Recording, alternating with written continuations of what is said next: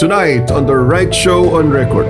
We will be joined by a sharp and thoughtful Gen Z commentator who has been actively engaging in conversations on politics, culture, and social issues from the perspective of his generation. One thing I would point out in particular that Gen Z has experienced is we were at this point in time where, like what you said, social media really shaped our experiences. It represents a cohort that doesn't just consume information.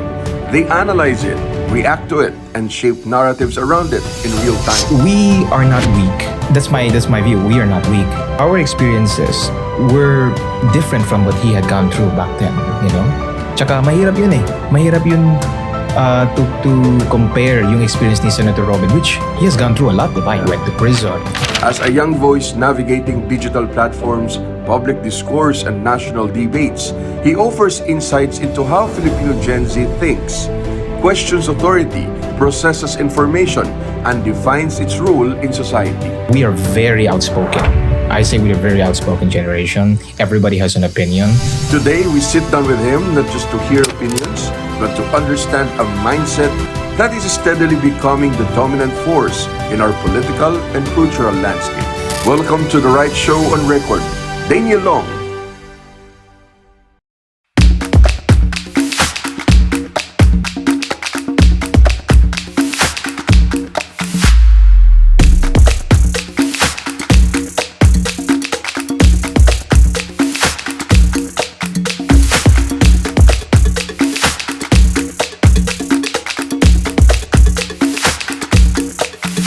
Thank you so much, Daniel Long. Daniel Long. Thank you, Sir JV. You're a Filipino Chinese? Yes, or, I am Filipino Chinese. Ilang percent kang half? I think 100% eh. Oh.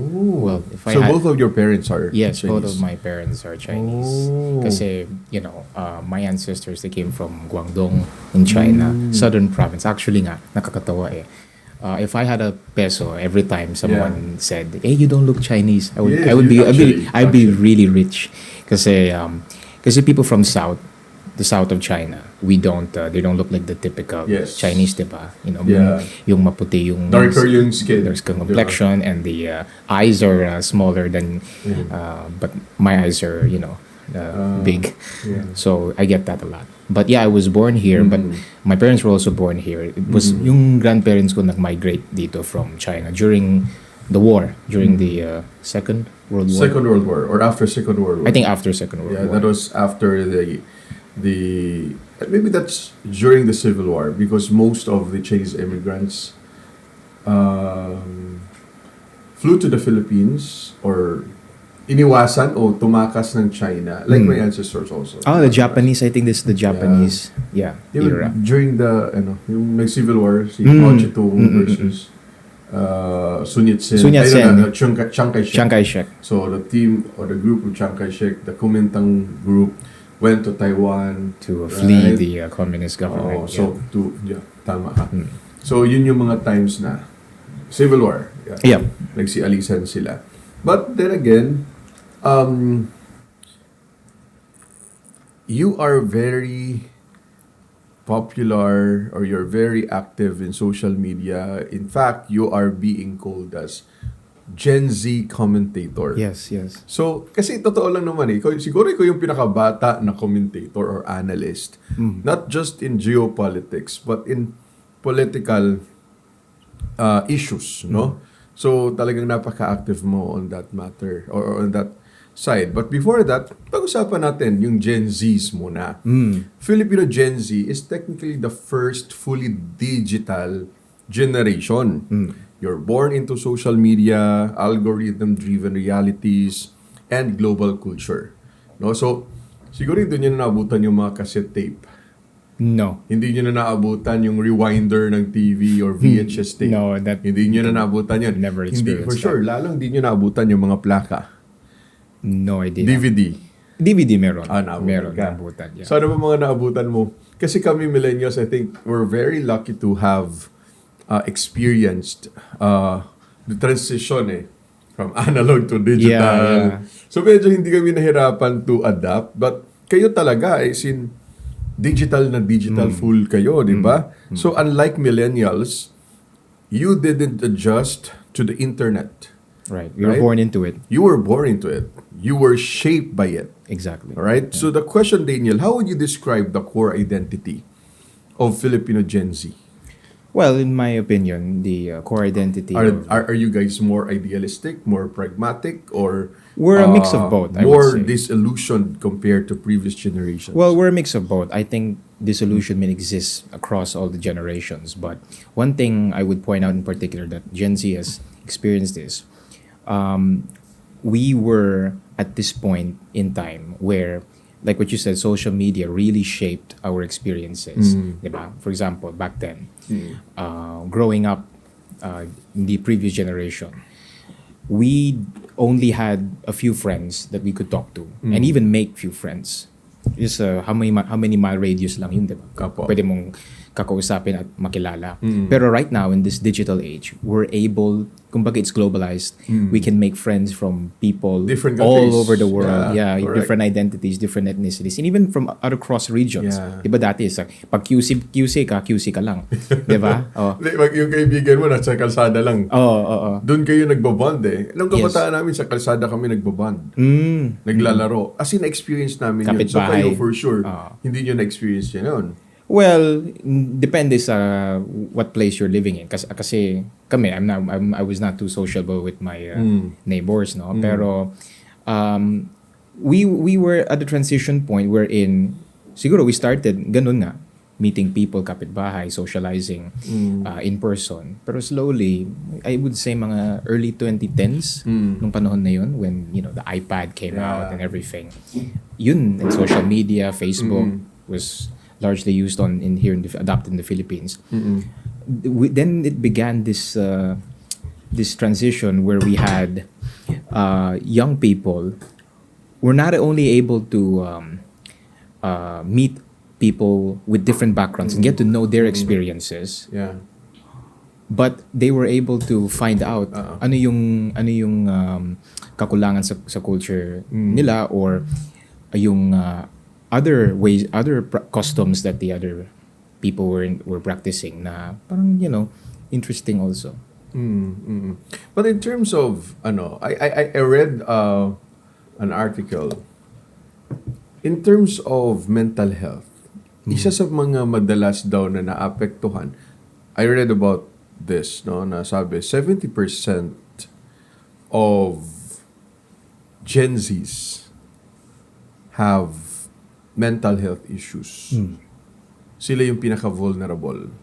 Sila yung What can you say about that? Kasi isama ko na rin to, sinabi ni Senator Robin last week, I think, or ilang weeks ago, he mentioned that this generation, itong mga kabataan ngayon, are weak. Naniniwala po ba kayo? What can you say about that? Well, ako personally, nung narinig ko yun, knee-jerk reaction ko, I was offended. You were hurt. I was really offended. hurt kasi, You represent Gen Z. yeah, and well, I'm not the entire, but I would say that a lot of us were hurt. We're really angry, mixed emotions. Although I would say, I think people should listen to what he has to say, the fuller context of what he meant to say, not minimizing or invalidating what myself and others have felt with his statement, but it is to say na parang, we are not weak because that's my view. We are not weak. We are not weak because our experiences were different from what he had gone through back then. Tsaka mahirap yun eh. Mahirap yun to compare yung experience ni Senator Robin, which he has gone through a lot. Diba? He went to prison. He was pardoned even after by the former president, and sabi nga niya he was depressed kasi his good friend, the former president, was taken to The Hague. And I see other people saying, see, even you were experienced depression, but this issue, as it's being, the reason why a lot of people were hurt, maraming Gen Z na nasasaktan kasi we're at a period where mental health is not much of a stigma anymore. We can openly talk about our struggles and experiences. Kasi dati, and growing up, if you were too emotional, dapat pag lalaki, you have to be strong, Yeah. Can't express emotion, you can make hindi Pagtatawanan ka. pagtatawanan, hindi ka pwede iyak. So ngayon, Men can cry. Everyone should, if our emotions are valid, we could express them within reason, I was really hurt by what he said. But at the same time, I would say it doesn't define him. One statement doesn't define him. I think he's done a lot of good for the country as but well. do you agree that 70% of the Gen Zs are vulnerable to that? May yung mga kasamahan mo ba, maraming mga ganon kang naririnig? Yeah, I think para sa kanila, they're just managing what they're going Mabilis through. maapektuhan. Oo. They express it in different ways. Yung iba nagma-manifest talaga sobrang iiyak, And but yung iba tinatago pa rin, And we all have our different ways of expressing that, but I think from our generation, it's something that we have to really this again, I'm not a psychiatrist, no. I'm not a psychologist, so it's very difficult for me to put on a psychiatrist cap. But I would just say we all need to be, and I'm guilty of this myself. I think we just need to be more understanding and be kinder and just be try to see the other side of the story. Have a complete picture of what's happening. So your generation, how do you describe the Gen Z generation from a Gen Z perspective or POV? Kasi iba yung observations from the outsiders, You're right. millennials. Ibang observation namin sa inyo, sa mga Gen Zs. Kayo naman mga Gen Zs, bilang isang Gen Z, ano naman ang pananaw mo sa sarili mong generation? Well, we're very outspoken as like a collective generation. Back then you would have, when democracy wasn't as the wasn't as widespread, meaning there's no social media, like the advent of social media. Everyone and their mother is allowed to have an opinion on social media. So we all have equal weight. Not just our vote. Some people, when you vote, diba, yung gusto mo yung pinupusuan mong kandidato for election, you express that silently at the ballot box. But now you could, at the click of a button, express it online. So your opinion carries weight now. Okay. And we are very outspoken. I say we're a very outspoken generation. Everybody has an opinion.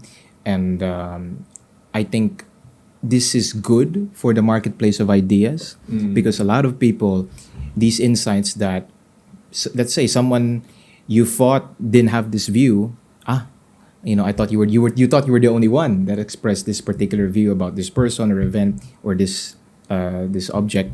Now, communities are formed too because of these like-minded people, collective view, and what springs forth from that is identity. And then here you have identity politics where people identify, for example, gender politics. You have race politics, like in the US.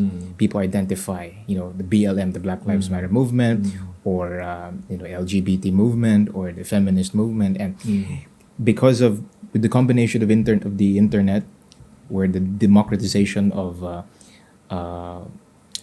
people's opinions, expressing other people's opinions, and combine that with the formation of these new identity groups. Why I would say we are a outspoken generation. In fact, no, I don't know if correct ba ako, yung mga ganitong mga klaseng move, like pink movement, yung mga LGBTQIA, I think ginawa yan ng generation. Kung hindi man kayo, sino ang tingin mong bakit mas naging liberal ang mga kabataan ngayon? I think it's the Gen Z who started that liberal or wokeism. Wokeism. Yeah. Well, there's a paradox.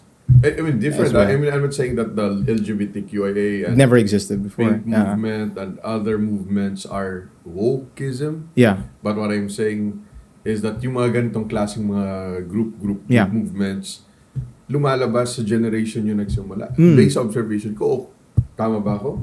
Going back to what Senator Robin Padilla was talking about, I think he could have worded it better kasi in fact he apologized already for what he has said, the confusion and the hurt that it may have caused. But I think what he meant to say was that he was criticizing the excesses of people who kasi some people they don't want to be held accountable for their wrongdoing, like objectively mali talagang ginawa nila. So nagtatago sila sa mental health. They're using that as a shield from accountability. And that is an excess, I think, in my opinion, what Senator Robin was trying to point out, but he worded it in a way where it was ambiguous na people could say, oh, yours, kasi I had a friend last week, I had a friend from school. He said, si Senator Robin hindi siya naniniwala na sa mental health eh.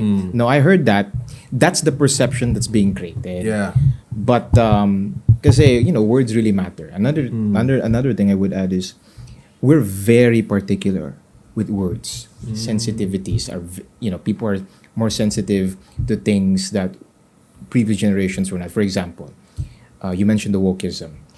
Back then, we used to call someone na may kapansanan disabled person. Now it's people with disability. So they're people first before their sickness or illness. So I think we are a very outspoken generation, and we're also a generation that's very sensitive to the individual struggles of people and groups. Do you think constant exposure to crisis has made Gen Z more politically aware or more emotionally fatigued? Because, natin, this generation, your generation, grew up amid political polarization, right?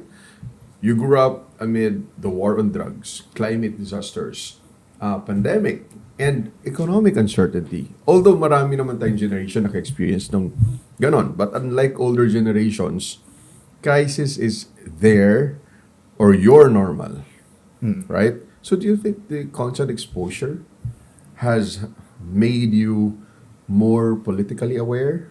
The constant exposure to these crises in world geopolitics, war, armed conflict, the resurgence of crime, the peace and security order, difficulty in the job market. I would say, it has an effect. It has affected you and it has made you more politically aware. Yes. That lead to that made me more politically aware. And lead to wokeism. Which one? The different issues made you more. The other Gen Z. Oh, you mean me or the generations? The generation itself. Okay.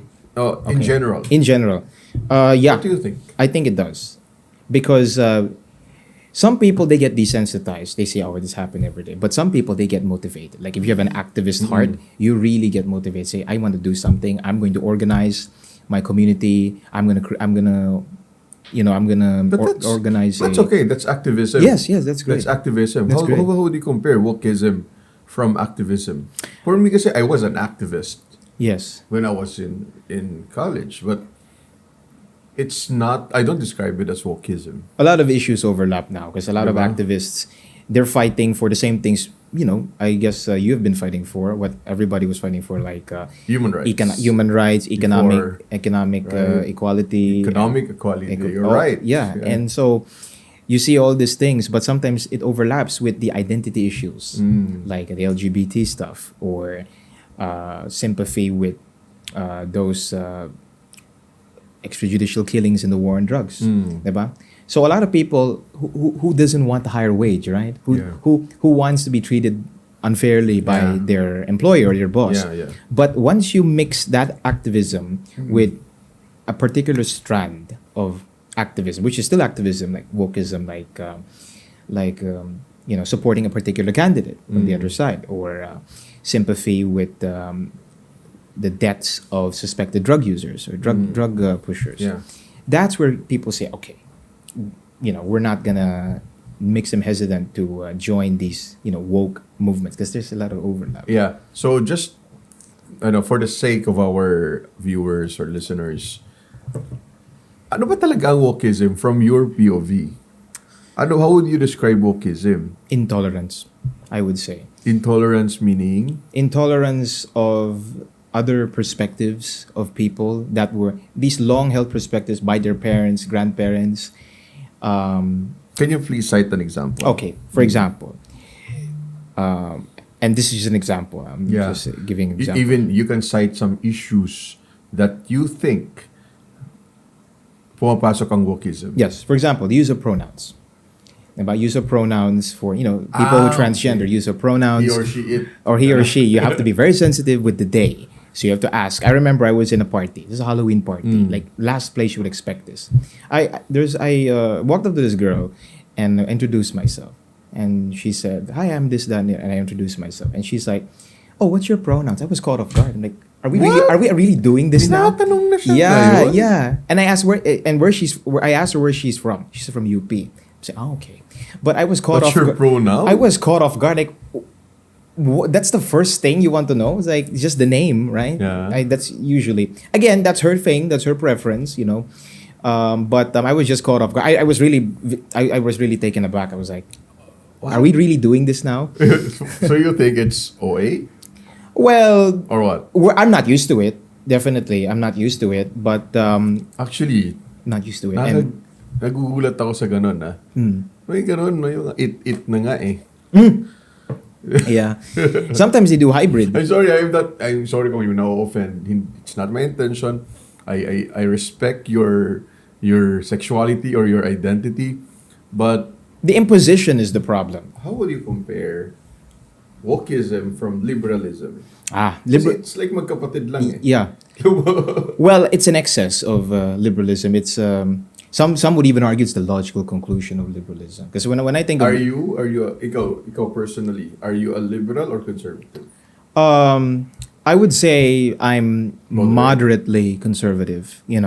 Moderately So you're a conservative. rightist. Yeah, I'm a right wing person. People would say. Yeah, again, these labels I would like You to don't focus. like it? Well, I'm guilty of using these labels for convenience sake. But as I meet new people, I just like to go on specific issues because not everyone is dogmatic. Oh, if you identify with this particular label, it means that you adopt all the positions and all the people they support within this political faction. So, I would say that it's one of the big problems of wokeism is that black and white, this black and white view of things, right? Compared to liberalism. Liberalism, these are your traditional, these are your human rights issues, these are your civil liberties like freedom of speech, freedom of religion, freedom of association. Same sex. Yeah, Gay rights, women's rights. Well, I was talking about classical Yeah. liberalism, but separation of church and state, etc. Wokeism is, I think, I remember this funny story. Somebody said, LGB in the group LGBTQ, right? So the LGB is like liberalism, and then the T and Q is that's wokeism. I heard somebody say that before. And I said, yeah, LGBTQ. because you had the LGB, because just I mean, they were marginalized. They were Lesbian, gender, gay, bisexual, and gay. Lesbian, gay, bisexual.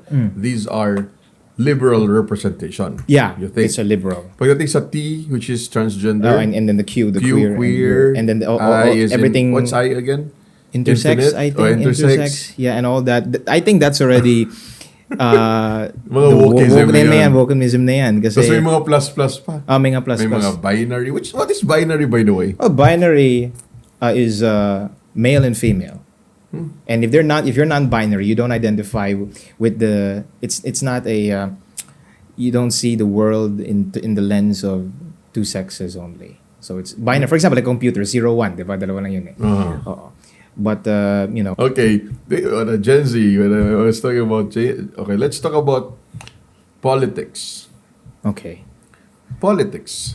Ano yung view ng Gen Z commentator like you pagdating sa politika? Well, speaking from my own point of view, my political perspective is I align with the Duterte You're movement. the DDS. DDS, yes. And this got me in trouble with some of my peers In Gen Z, Gen Z, people gener- na kainuman mo, for example, or yung mga classmate mo. Hard ba ang Gen Z pagdating sa politika? Meaning, Oh, yeah. kapag ikaw ay nag-identify ka o na-associate sa isang grupo and they're against it or Yeah. that group, are they harsh? Hindi ba sila diplomatic? Kasi at least sa generation namin, at least or yung sa older generation, we respect the opinion of one another. So I have a lot of friends, even sa grupo ko, sa friends group ko sa mga matatanda or sa age ko.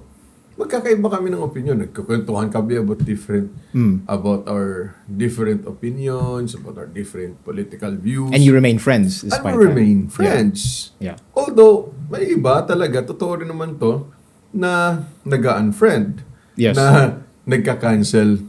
Pero Culture. hindi ko sila sinisisi kasi yun ang gusto nila. Yeah. Wala tayong magagawa. It's their choice doon. as well. It's their You to choice. But they associate or cannot not. stop me to speak Express your views. or express my views. If they cannot, or if you don't agree with my opinion, if they don't agree my views, you can tune out naman eh. Yes. Huwag mong pakinggan. Well, Huwag kang maniwala kung ayaw mo. We kind of lost that, what your generation had. That's one of the casualties of May wokeism. tinatawag dyan eh, civility. Yes, civility, being civil with people you Yeah. disagree with.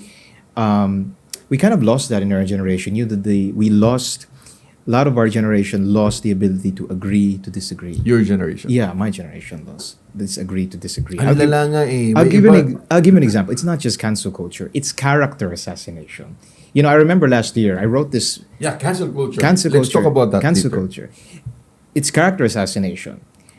Because I remember last year, I wrote a very pointed article, very clearly opposing the impeachment. Impeachment of the vice president, Sarah. Yeah. I did not attack anyone. I did not attack any person. I was just talking about the issues as they were. Defending. The vice president. vice Yeah, president. that's it. And then I got this tsunami of people who I have never met. The mga Gen Z? Yung mga Gen Z. Are they you were, sure they're Gen Z? Yes. Or they're trolls? I checked their profiles. Are and they these are Gen Z trolls? I checked their profiles and these are people like, I swear nakainuman ko to before. Like I swear Ay, sorry. kasama ko yan sa party or you know, we had very friendly talks before. And you know, there's this bandwagoning thing that people, they see it's just the us versus them. This is Yeah. what the political philosopher cancel culture. Carl Schmitt. This is like very Nazi stuff. You know, it's blue team and red team. You know, it's the friend and enemy distinction.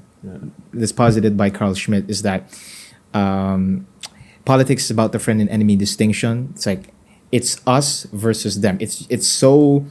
I think we've- it's not only Gen Z. Everyone is doing Everyone that, naman. but May now mga it's millennials din ganyan. very manifesting now within this generation. Yung kaya nagtataka ako because most of the people nakilala kong ganyan na them versus us. Yung gano'n na If you're not with me, nakalimutan- you're against me. Yung nagkalimutan na magkaibigan pa rin naman kayo, may pinagsamahan kayo, Oo nga maging eh. civil man lang, di ba? Yeah. Kasi ako personally, wala akong pake sa opinion mo basta may respeto ka sa opinion ko. Yes. Right? Yeah. Opinion mo yan eh. Nire-respeto ko opinion mo. Magkaiba tayo ng opinion, okay. Pero it doesn't mean that ibang klaseng tao ka na pareho pa lang naman tayong tao. Pilipino. Iba ang pag-iisip ng ibang sa Gen Z ngayon kasi yung tingin nila, you know, they have this holier than thou attitude like, let me educate you. I think that's a I think very it's not common only- phrase. It's not a Gen Z. It's not a Gen Z. Well, based from my experience, that's what I It's- received it It's from. not only a Gen Z Phenomenon, yeah. culture. That is, ayoko tawagin yung kulay, but that is a color and toot movement. Yes. That is their, Well, yeah, I agree with you. That's where I get it from. Yeah. that's the group I get it yeah, from. that's the group. I think it's a group, It's a group, but I wouldn't. It's not Gen Z. Yung They just so you happen to be are- Gen Z. They you're just so bobo like that. Yeah. Sasabihin ka ng bobo. Uh-uh. That's not that. I don't think that it's a Gen yeah, Z. yeah. That culture. To be fair, that exists within all the political factions, but I think it's very this particular grouping. We all know who that is in the Yeah. past elections, Yeah. past two elections. Very, very assertive Yeah. in a way that's even friends and family, Self-righteous. even friends and family, they throw away Yeah. like they're willing to cut them off because they think they're Ang lala lang. Yeah. Kasi kahit families, di ba? Yep. Because of political polarization, political division, political disagreements, look, marami mga families, friendships na broken. Yep. Right? Na dapat after or beyond social media, kasi kung nag-aaway kayo sa SOCMED, di ba, dapat okay lang kayo. Malala yung mga ganon. I mean, I don't know why. Bakit naging ganon yung... I think they're just brave on social media. Naalala ko yun eh. Yeah.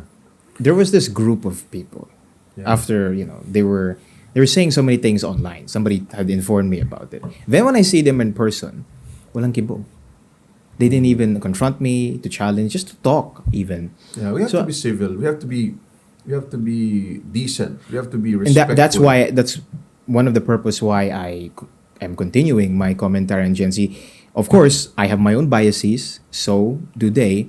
But what I wanted to introduce or want to keep in the discourse, and of course, I'm guilty of violating this myself, no, is hindi pwede na konting disagreement, cancel mo yung tao or unfriend mo agad, yeah. konting ano lang.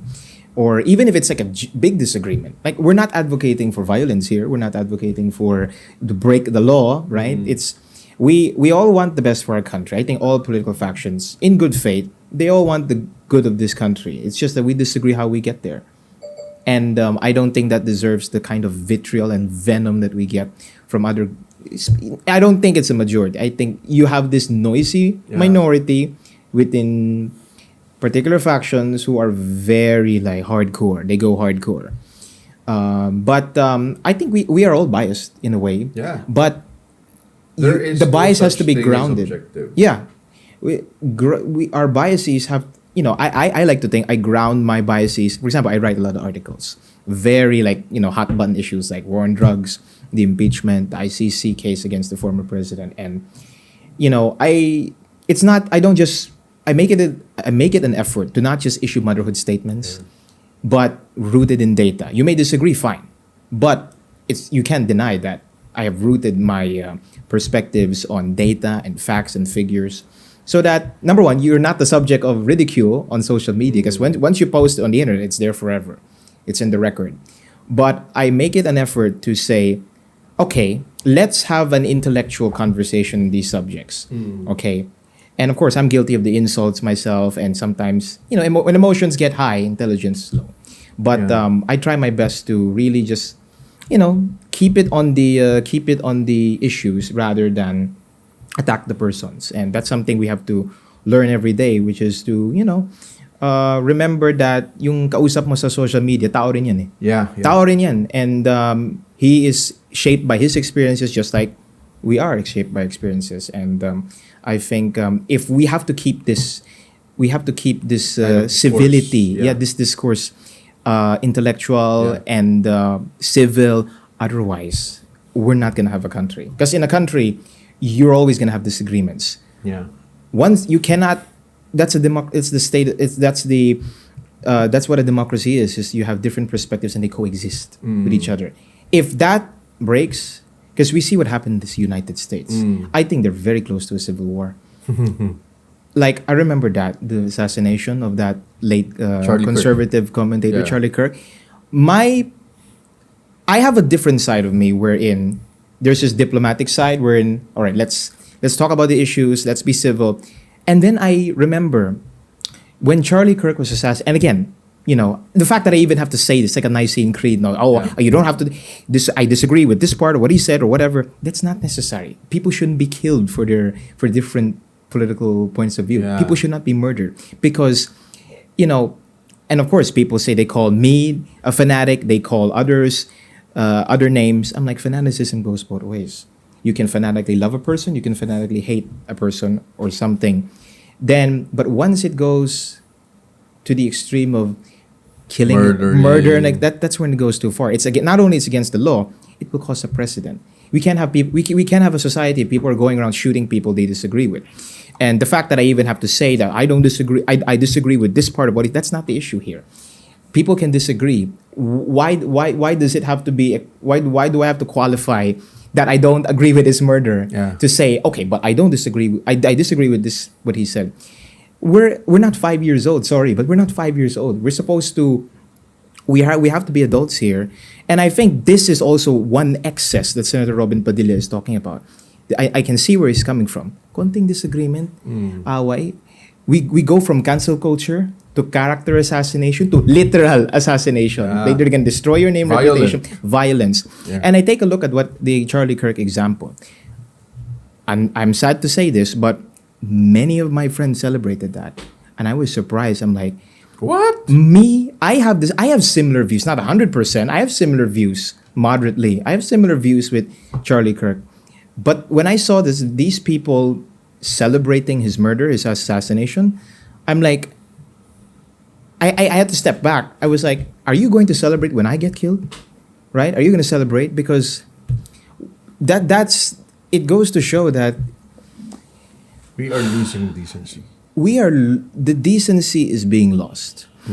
And not so much decency, but like there's no limits anymore. Like for example, in the United States, for example, when Charlie Kirk was murdered, again, I keep using example because it's so fresh, still fresh in my. It was horrifying. There was somebody in the crowd. I remember. His first instinct was to get up and jump for joy. I saw that video. I'm like, we're going off the deep end already. In that video, like the very, very horrifying video, you could see someone in the audience get up, and that was his first instinct, to get up and jump for joy. What? Yes, I saw that. And they were making T-shirts. Ang lala. They were making T-shirts saying that, mocking the part of his Grabe. injury, and I'm like, Grabe, no? these are the excesses of wokeism, I think. And again, this is not a liberal thing. This is not a conservative Ganyan thing. ang mga edukado, no? Yeah, this is not a liberal thing, conservative. I wouldn't even. You're right, sir. It's not even a Gen Z thing. There is a sick extremism out there. Very, very evil. It's not. It's something that we have to watch out for, and we have to make sure this doesn't get exported here. Yeah. In the Philippines. Can we go back to cancel culture? Yes, Because yes. you mentioned cancel culture, no? Social media has amplified public accountability, but it has also normalized public shaming, Yeah. right? So is cancel culture, do you think cancel culture is a tool for justice, or has it become performative outrage? It's a mix of both. I think cancel culture, especially in social media, when there is no hope for accountability, right? Do it. I think you should do it. Yeah. But when it's like a complex situation, like there are clearly two stories to this, and we don't have all the details of this issue. I don't think trial by publicity helps in this situation. In fact, it might actually destroy a person's character. Yeah. And that would be very hard to repair because, a person's name is the currency. Also, that's also their family legacy, especially in this country where family is very important. It's very sad. It's very sad. But I don't want the situation to devolve, because when the talking stops, the shooting starts, and we have to keep talking. Yeah. We have to talk and talk and talk until we die. Because if we don't talk, someone is gonna make sure you're gonna die, and not by natural causes. You know what I mean? Yeah. So it's not good. Okay, let's go to institutions. Surveys globally show Gen Z now tends to distrust institutions. Oh, yeah. From media to government. Yet you are highly vocal online. Yes. Right? So does Filipino Gen Z trust Philippine institutions from courts, media, Congress, or do you see these institutions as broken systems? Yes, I think the institutions have failed our generation in many ways, especially government. I mean, how do you have a 1 trillion peso scam? The executive Ah? or the I think whole it's government? it's as one congressman said, it's a syndicate. From the top to the bottom, everyone is corrupt. Yeah. So if you're a taxpayer, you're a law-abiding citizen, you pay taxes, you go to school, you suffer, you're losing your homes. knee deep, even sometimes chest deep, neck deep floods. Meanwhile, you see, these, for example, the Nepo babies. I think that is what united this generation, because we were only a lot, irrespective of our political views. A lot of us just express our opinions online or at the ballot box. But last September, when this flood control scam was fully exposed to the public, that's when everyone came out. The entire generation. There was a manifestation of, I'm coining it the term Gen Z power, to come out and say, we're sick of this. Stop flooding us with corruption. The institutions have failed us, and we want these people to be held accountable. All of them, from the top, the mastermind, down to the contractor, all of them should be held accountable. So, I think that's a positive. That's a positive form of activism. That where everyone is affected by this issue, and everyone comes out in unison to say, "Hey, this is wrong. We're going to change it because you failed us." So I remember this. My principal of ours said, "We have to keep being angry. Our generation has to keep. We have to stay angry. Hanggat walang pa nakukulong na malalaking isda itong sa corruption issue na to, we will not shut up. Yeah. We will not be quiet. We will not be silent." Everyone should fight for accountability, right? Yeah. Very important. Yeah. Anyway, is Filipino Gen Z more active only or comfortable protesting online than engaging in traditional democratic processes like voting, protests, or party politics? Because, in different countries, in Nepal, for example, they were able to oust their leaders.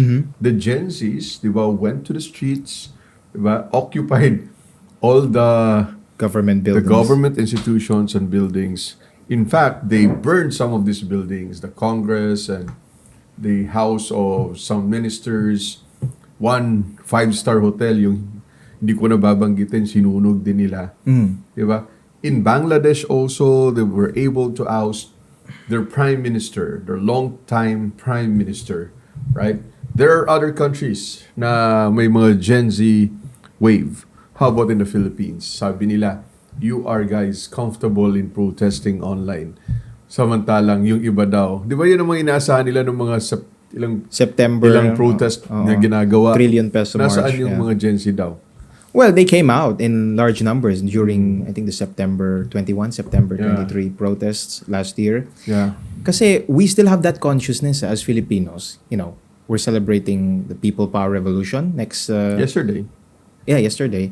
But I'm sorry, I was thinking about the holiday for... kasi I think they moved the date 25. 25. So, we still have that consciousness that we can get angry, we can hold people accountable peacefully. I think that's still what do they call it? The spirit of EDSA, which is bloodless revolution, bloodless expression of people power to oust an oppressive leader. That's the idea of EDSA, the spirit of EDSA. Yeah. And I think Filipinos, they were joking nung September. Kasi that was before we went out to protest. Yung nangyayari na yun what you mentioned earlier, yung sa Nepal and Indonesia, the Gen Z's going up. Natapos na. And we were joking before. We were saying it online na, oy, let's copy what they're doing. Gayahin natin. And in the end, ang nangyari lang, pumunta tayo sa rally, tapos nag-picture video post sa IG story, tapos gagawa ng edit. Tapos may mga music na ano yung ginamit na yung the winner takes it all from ABBA. They're using yung Kapangyarihan. That's a great song. Akala niyo ba? That's mas active lang sila sa SOCMED yung generation. Well, it's good that good. I'm not saying it's wrong to do that, but kasi a lot of people kasi were saying, sige, before sa September 21, gayahin natin ng Indonesia, gayahin natin itong ginawa nila sa Nepal. In the end, that's what they did. I think that's a good thing. We don't want lawless order. We don't want anarchy in the country. But, people are angry, and that's our way, the peaceful way of expressing our anger is we channel the spirit of EDSA, which is peaceful revolution. The idea of EDSA to peacefully protest and oust the leader without blood. Walang Talaga ba bloodshed. the spirit of EDSA still alive for Gen Zs? From a POV of a Gen Z. Do you still remember or alam niyo pa ba yung spirit of EDSA? Well, I have my own personal views on Or you have a spirit of EDSA and then you have the events that transpire, which is more complex. You have your own opinion Yeah, about EDSA. ako personally. You don't agree. Well, I think it was not so much a people power, much Anyway, more, it was what a power can you say grab. It about was a the power EDSA grab. people power? Well, the spirit is good. We have this. You have this mythology, which is like Yeah. grassroots. It was dubbed the revolution of the middle class. Was called that. Middle class, ordinary people coming up, and then they, without violence, Yeah. without bloodshed, ousted the tyrannical leader. I mean, who's against that? But in the case of the first one, there were a lot of characters there that is not so much highlighted in our history books. For example, a lot of people would say it's a power grab because you remove this dictator and then you install someone and their successors and the system remains the same. I'm going to go right through it. Privatization, for example. You have all these public utilities that were back then were in the Yeah. hands of the state and people Yeah. were benefiting from it. It isn't to say that there wasn't any corruption at that time. It was, you would say, large scale. It's a power grab by. Elites versus other elites. That's how I see it. Is it how did the United States enter the picture? Because I don't know if I've read a lot of files and information about that. Well, according- it will not, hindi yan magsasucceed kung walang US. Yes, that's the hidden grammar in Yeah. in EDSA And 1. it's not. I don't know if it was highlighted in the history. I think it's not highlighted in history books because syempre ang sa history ay talagang it's a people power. Yes. Pero lahat ng elemento ng people power, ako personally, hindi ako naniniwala No revolution succeeds without elite support. without the military support, without the church support, Yes. without the US support. Yeah, these are the institutions that you need their support. At least during that time, I don't know ngayon kung kaya pa nilang gawin. Well, diba, there are a lot of rallies right now from the Duterte side wherein they want to remove the current administration or calling for his resignation.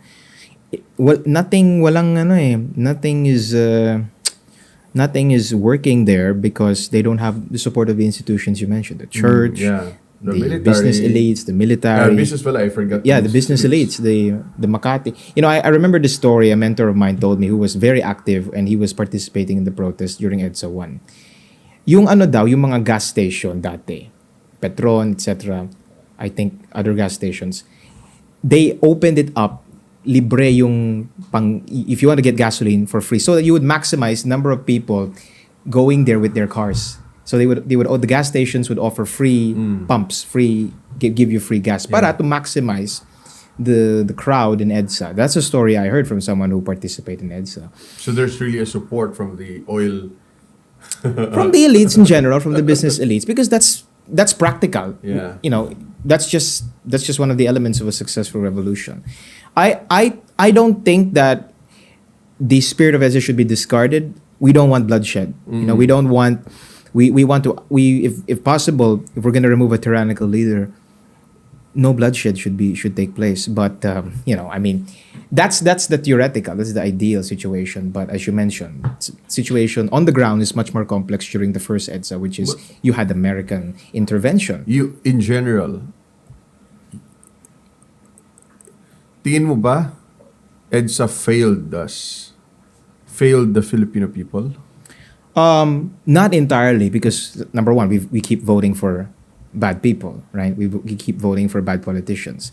Number two, What do you mean? because you had this constitution, right? You had this constitution that was crafted after EDSA, and So it's a failure. not entirely a failure. I think it's a failure in the sense that a lot of it was sold to us that we should a lot of ideals.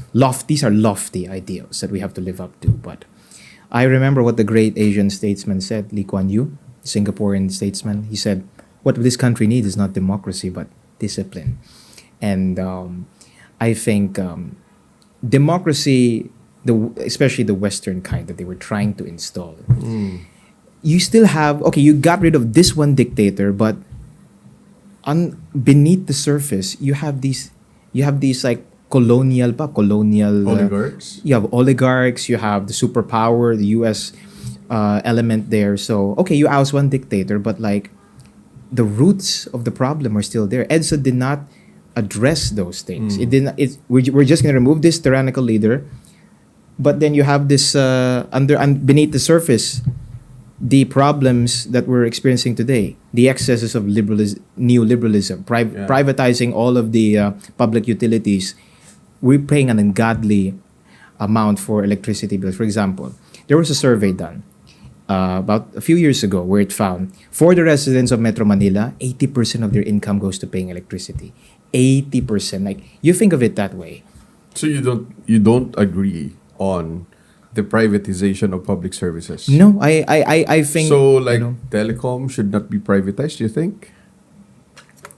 well, these are natural monopolies, But I would say it has to be situation like in Singapore and Vietnam. I remember I went to China 2 or 3 years ago, and I asked. We have many delegates, one from Bali, Vietnam, Malaysia, Singapore, and I asked them one by one. So, is your public utilities like electricity owned by the government? They looked at me as if I was insane. Like, it's a given that it should be. It should be nationalized. It should be nationalized. It should be publicly, or at the very least, there should be state ownership, because public utilities should not be profited. They should not be made profit. A small group of people and families should not make profit off of public utilities, where these are basic needs of people: electricity, water. Water.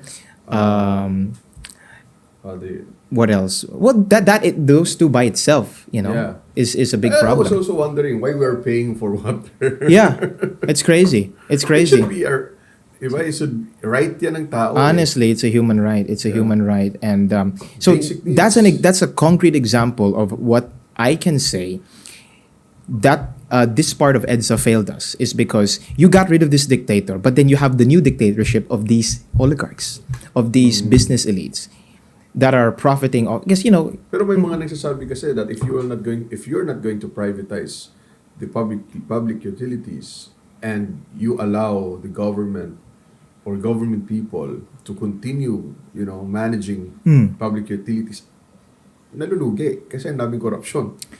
That's a problem. Well, Kaya nga may mga GOCCs, di ba? May mga government corporations na mas lumalago kapag ipina-privatize nila. I think you just have to manage or eliminate the corruption in government-owned if public utilities are government-owned and there's corruption, you just root out the corruption. The problem is not government ownership of the public utilities, in my opinion, but that there's excess of corruption in these government. How they handled it. But that's not an indictment, because many countries that pursued water privatization, umatras na sila. They're returning back to public ownership. And I would just cite the example of China, Singapore, and Vietnam. State-owned electricity, state-owned water, or at least a hybrid in some cases. Gas. Yeah, gas. This situation is untenable, honestly. And I've been writing about this for a few years as well. Once the corruption of government is addressed, corruption within the business elites' control of the public utilities should really be looked into hard, because this is something that we all, everyone experiences getting floods, right? And it hurts everyone. At the same time, everyone also experiences these ridiculous advanced charging, ridiculous overpricing, brownouts, water shortages, and all this stuff.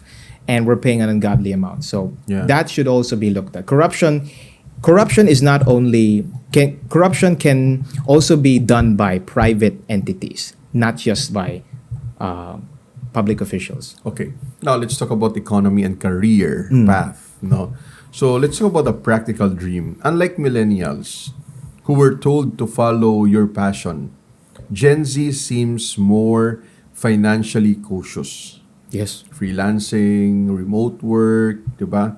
Yun yung madalas. Is Filipino Gen Z idealistic about career, or are they already thinking in survival mode?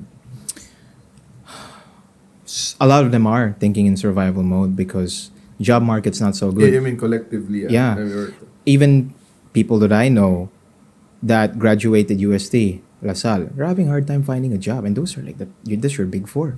You're having a hard time finding, and these are not like, are they not because of lack of opportunities, or it's a choice na ayaw nilang mag... lack of opportunities, I would say. The economy is not doing so hot right now. Because last year there was a report, 50% of foreign direct investments are down.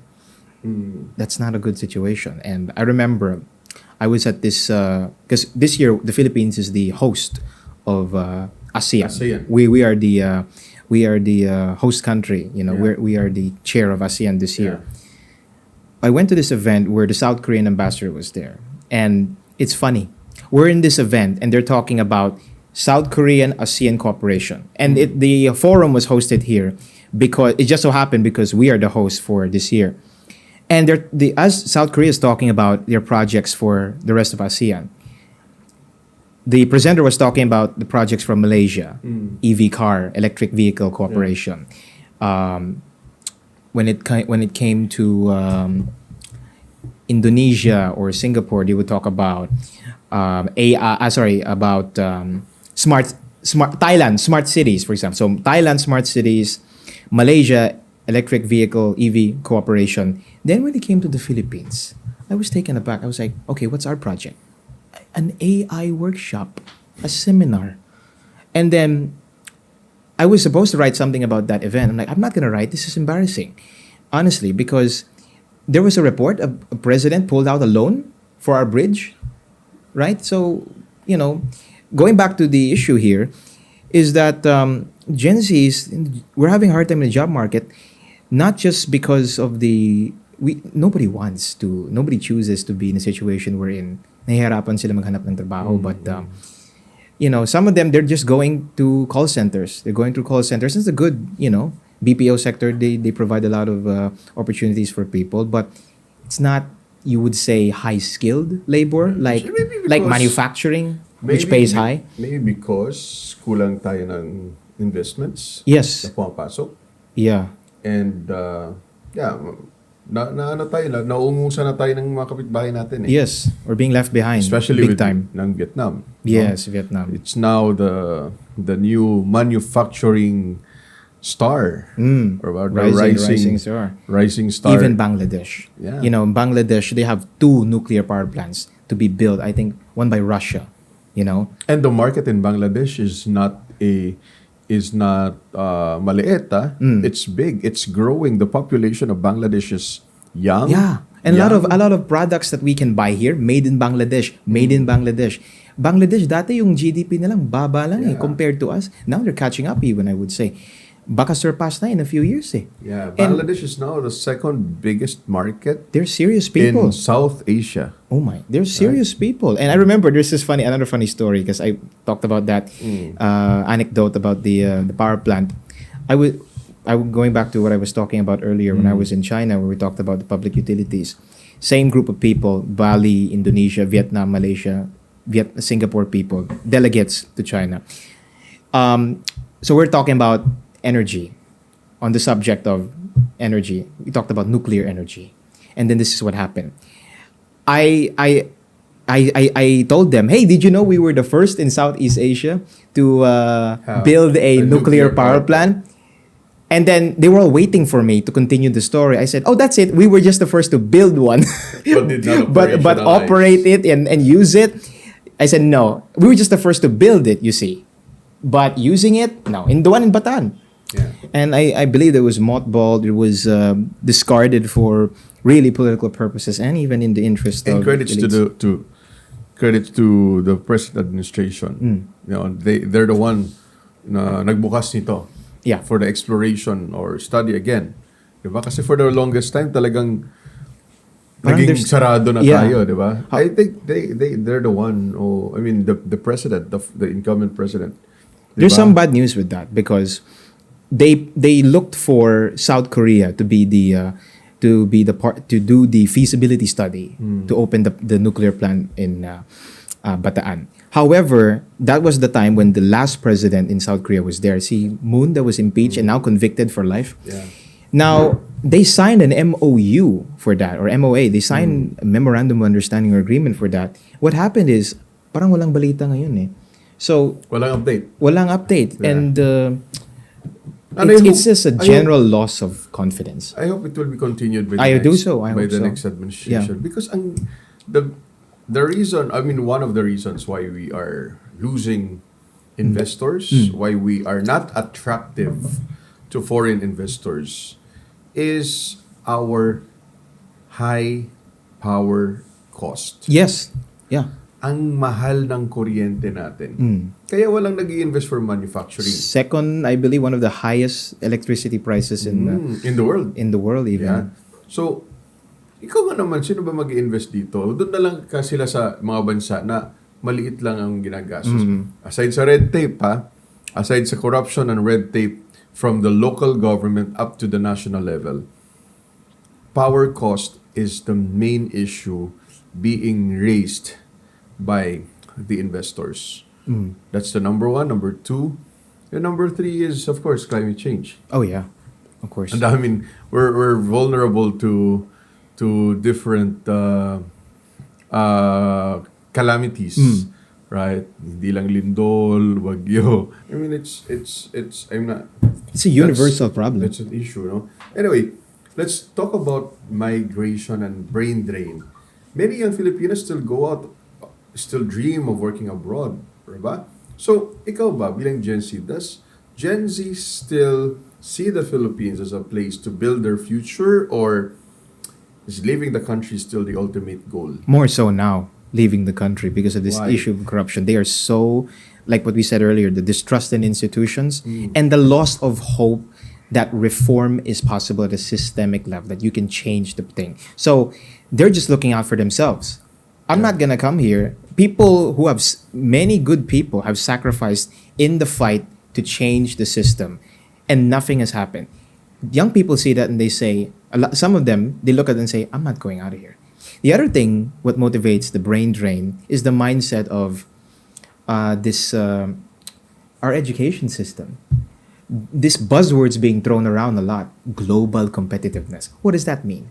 You, instead of teaching our young people, are, they're not really interested in learning about agrarian reform. It's the average age of a farm agriculture. Yeah. The average age of a farmer is like in the 50s, 60s, right? Young people are not interested in going into agriculture, but that's your backbone. So what do you think is the main reason? Because of in my view, it's the global competitiveness, this dogma that's in the education system, where you train the people to, after they're done with education, they're not going to stay here and help the industrialization and agricultural reform and everything to become farmers. Yeah, that's boring. They're gonna go abroad. They're gonna go abroad and look for other greener pastures. Wala ring maayos na plano from the government level.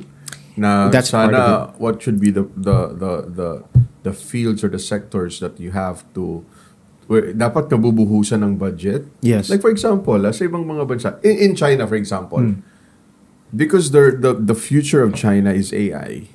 They invested 10 years ago or 20 years ago on science and technology. Yes. Engineering. Yan yung mga, I don't know if it's correct, they are producing tens to million number of engineers and scientists. Yes. It's a work ethic. They have we hear. That's why kung Generally, saan sumusulpot yung mga startups sa China ngayon. Yeah, generally we have a 9 to 5 mindset here. Doon 9 to 9 eh. Yeah. 9 to 9 yung nila, yung work ethic nila. Ganun ng China. I mean, yes, they have a one-party system, but their strategy is long-term. Yes. No, I'm not being pro-China again. Sasabihin na naman ng tao na pro-China tayo. Dalawa. We are just talking about the success of other countries And how we can learn from the economic transformation of China, which is the best model dapat natitingnan natin.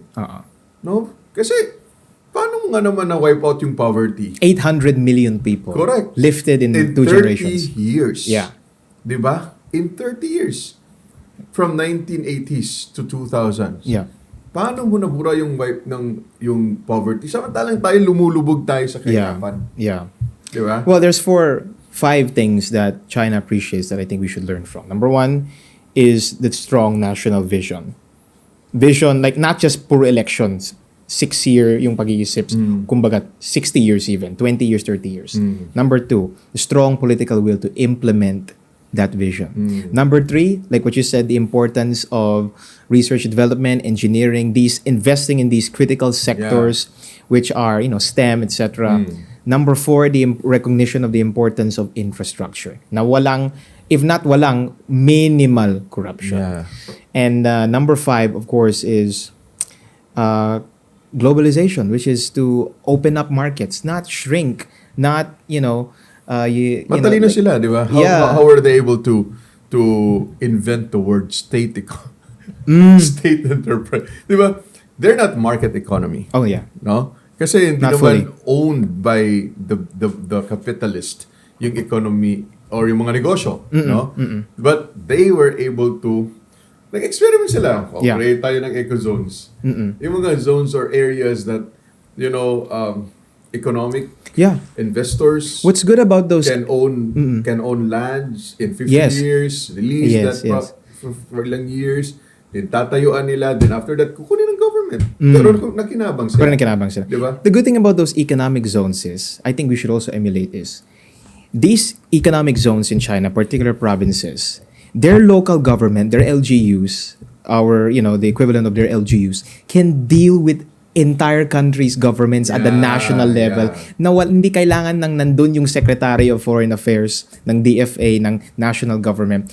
These economic zones There's autonomy. they can deal directly. Siyempre, pagdating sa national security, ibang usapan na yun. Pero pag economic, they're given the autonomy and the power to deal as a small LGU of a province, the equivalent of our LGU, to deal with other countries' entire national government. So, 30 years ago, Daniel, may napanood ako na dokumentary. 30 years ago, mas modern pa ang Pilipinas kaysa China. yes.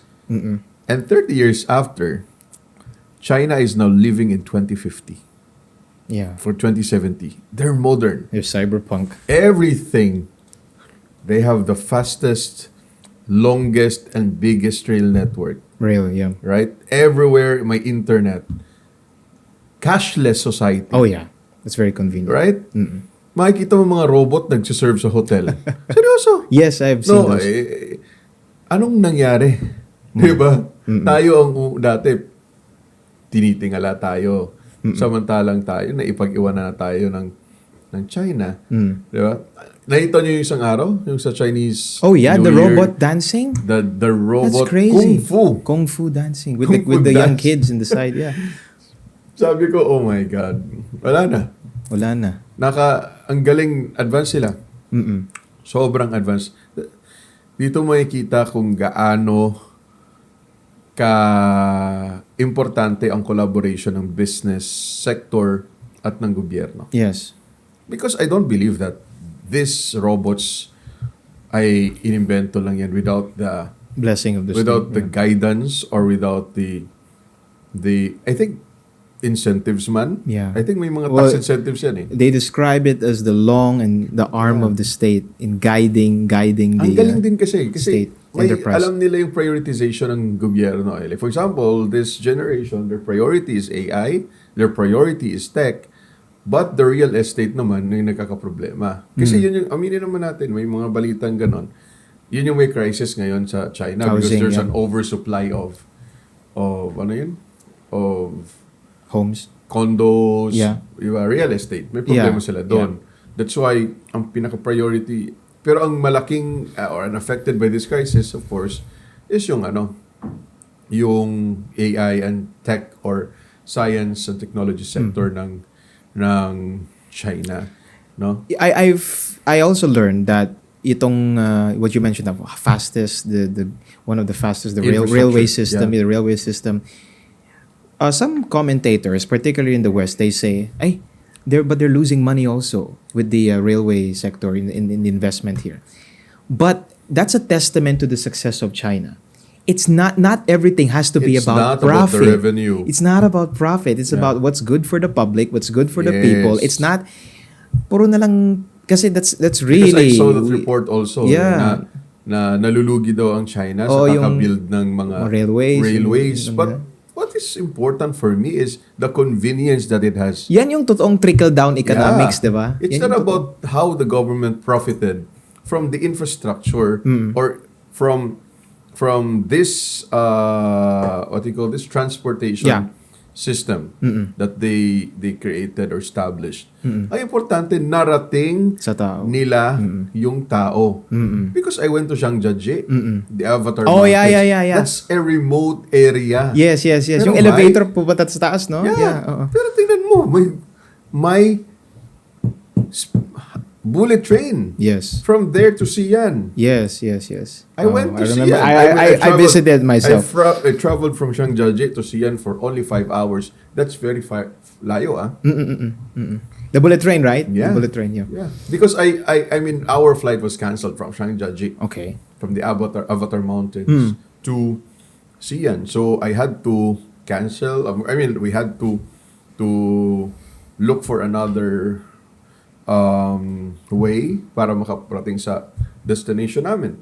So sabi ko, okay, bullet train na lang tayo. Yan ang convenience. Yes. Yan ang nakikita kong importante, hindi yung kita. Yeah. 'Di ba? That's, Kundi yung convenience na binibigay sa tao. Tingnan mo, kahit sabihin pa ng Western media na ang China komunista, ang China ang daming issue that about human rights violations, abuses like that, or authoritarian. Kahit anong sabi ng Western media para masira ang China, may nakita ka bang isang Chinese na nagrebelde? No, because they don't need to. Because They they're don't need to. happy. They're happy. They're With the satisfied. system. Yeah. It's okay, whatever. Okay, kilala ko mga Chinese, they said, it's okay anong sistema, what is important is we are happy. Yeah.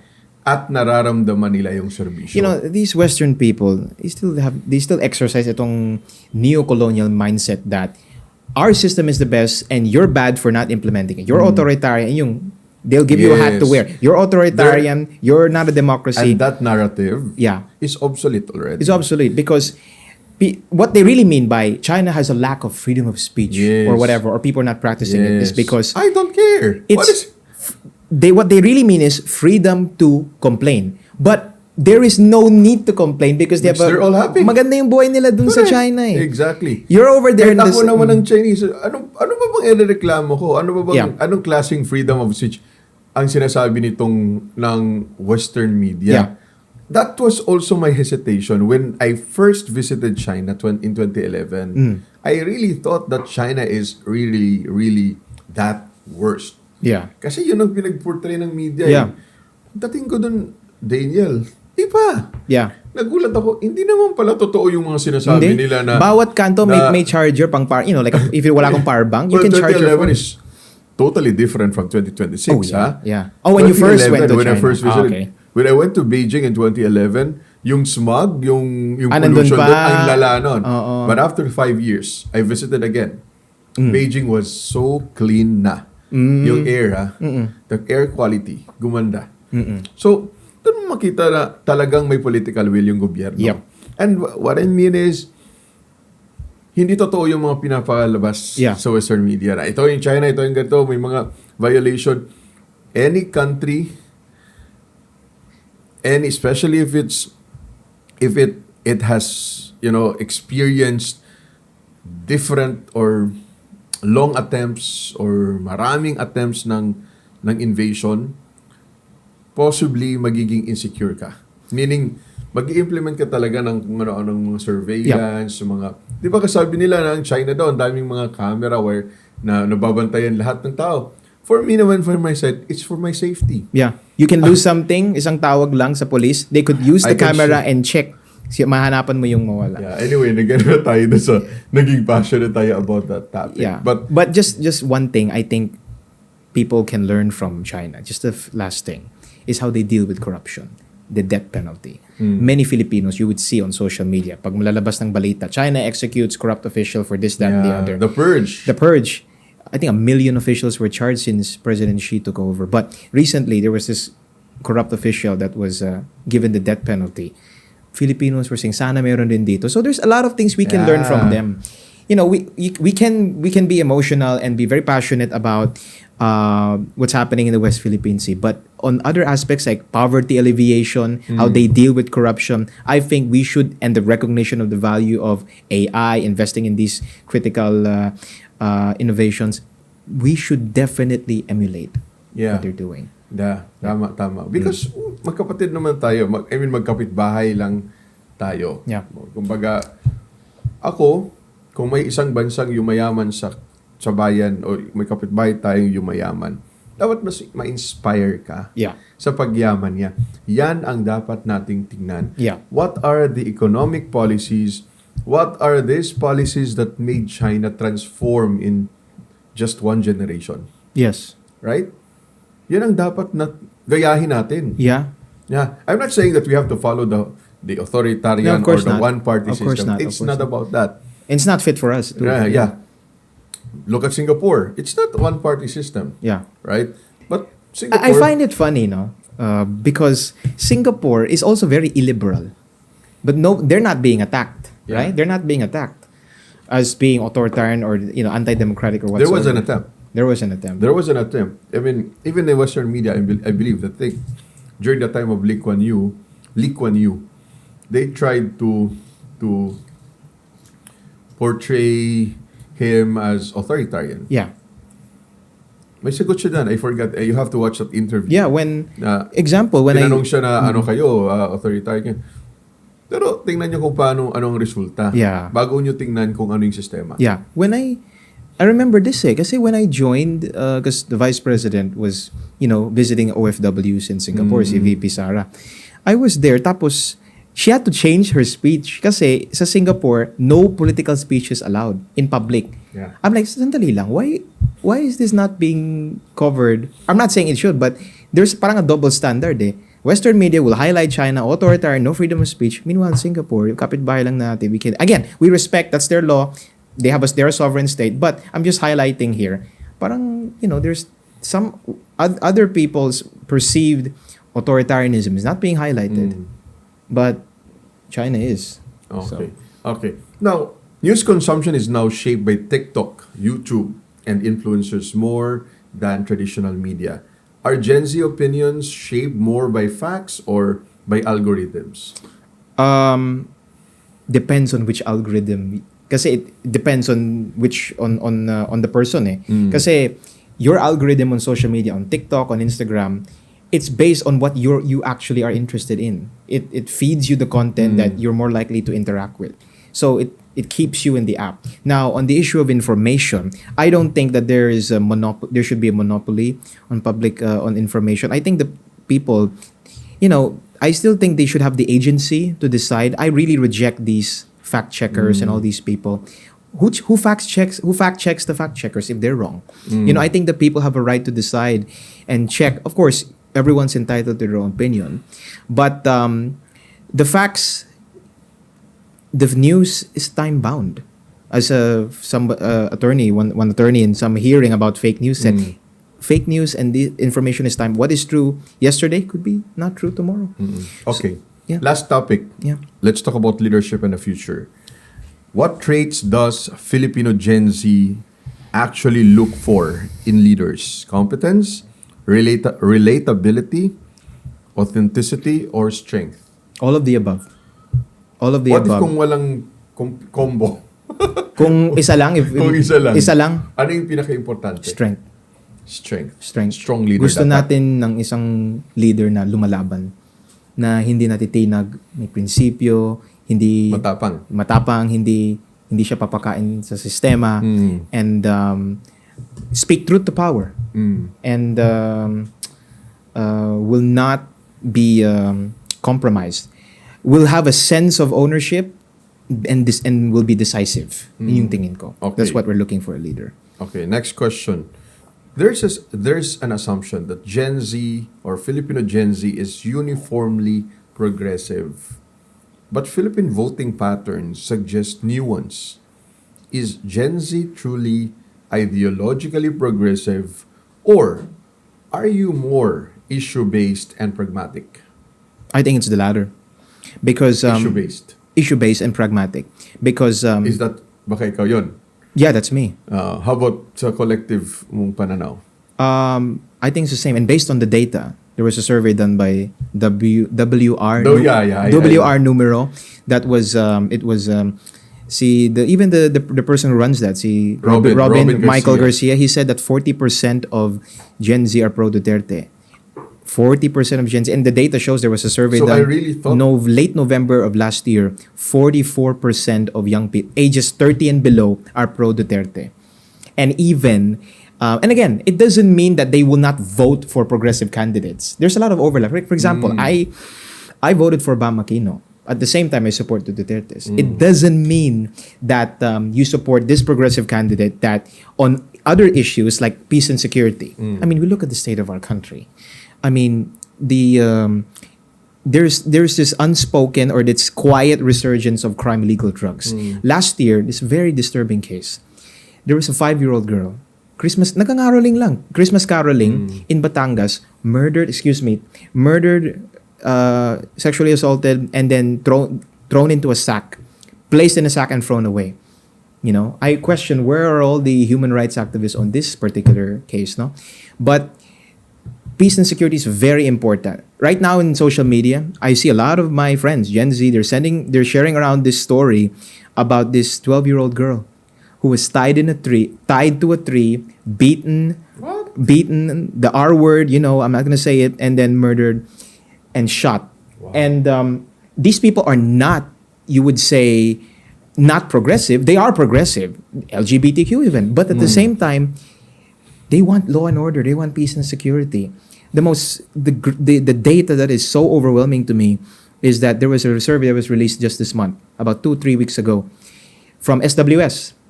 Field work was done late November as well.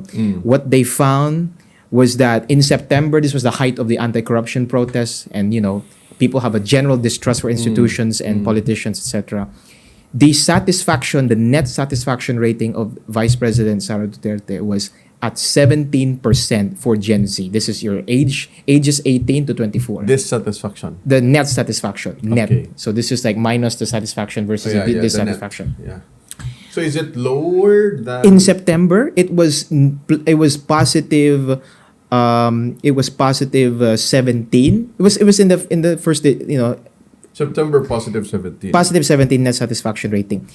In November 2025, net satisfaction was positive 49% for Vice President Sara Duterte. And these are Gen Z people, 18 to 24-year-olds. This is an SWS. So there are two surveys, SWS and WR Numero, that found that Gen Z, these people may support a particular candidate. It does not compromise their progressive values. You know. Do you agree on surveys? It would depend. I mean, do you believe in surveys? Yes, I do. But it would depend on what is the methodology. If it's like it's randomized sampling and etc. Other factors. But generally, I do believe because these are established survey firms. I do believe in them. Okay. Last question. Every generation criticizes the next. If you had to critic your own generation, honestly, what is Gen Z getting wrong? We shouldn't discount the experiences and worldviews of our ancestors, of the parents that came before us. You know, wisdom by its very nature comes from, it's passed down what was done. You know what our grandparents would say. We just don't do that, or we do this. You know, I think it's something that we should not forget, that sometimes what our ancestors, what our parents would say is automatically wrong just because it's old. Not everything old-fashioned is bad. In the same way, our retort to them, not everything new is bad. So I think we don't have to throw out all the old wine. You know, we don't have to throw out all the old wine because you know, a lot of wisdom. It doesn't come by. We're not. Of course, we're getting progressively better, you know, economically and everything, better and brighter every day. That's Dale Carnegie. We're getting better and brighter every day, but it doesn't mean that we are supposed to discard the traditions of our ancestors, and because without those, we wouldn't be here. Okay. Yeah. Okay, fast talk lang to, mabilis lang. Oh. Short answer, one question, One answer. This like Boy Abunda, Okay, yeah. okay. It's like Boy Abunda tayo ngayon. Okay? One issue Gen Z cares about the most. Corruption. One issue they pretend or you pretend to care about. Pretend to care about. Pretend to care about human rights. Okay. What is your most priority in choosing a leader in 2028? Ano yung issue na pinaka-priority para sa'yo na dapat natutukan? Uncompromising. What do you mean? Well, this is one word, but uncompromising means for me, Is it the economy or what? owes nothing to anyone, not to any yun ang political importante parties. para sa'yo. Owes nothing to any political party. Prinsipyo. Oligarchs, walang utang na loob sa kahit kanino. Basta taong bayan lang yung ano. Okay. A political myth about Gen Z. Uniformly progressive. Okay. A strength older generations underestimate about Gen Z. Consistency. A weakness older generations are right about. A weakness. I don't know how I'm going to answer this without, because the first word popped into my head was sensitivity. I don't know how I'm going to answer this without sounding hypocritical by when we criticized Senator Robin before. When I criticized him before.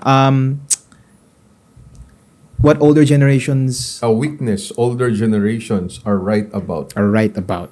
Ano yung kahinaan nyo na sinasabi ng mga older generations na tingin mo tama naman? Yung pagka-OA sa... May pagka-OA, you know. May Oo, yung mga Gens. may pagka. Sometimes it just goes too much, yeah. Okay. US or China? I'm gonna get myself in trouble here. What do you mean? Is there like a qualifier? Choose lang.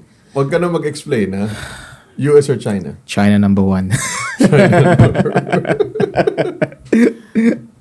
Sara Duterte or PRRD? Sara Duterte.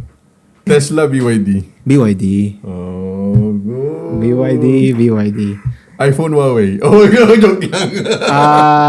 Joke lang yan, joke lang. Well, sa pagka-advanced, Huawei. Sa pag-cloud, iPhone. Pagka-cloud. Okay. Nike, Adidas. Adidas. Okay. Thank you. Okay. Ay, may isa pa akong tanong. I think yung may mga hinahanap. Lights on, lights off. Joke lang. Lights off. Thank you so much. Thank you, Angel. sir. Thank you for your time. Thank Thank you you so much. for the time, ha? Yeah. Pag-join sa amin dito. Thank you. It for was that a great offer. conversation. Thank you. I've learned a lot about Gen Zs and you being a different Gen Z. Yeah, different, definitely. Thank you so much, guys. Thank Thank you you. for watching. Thank you.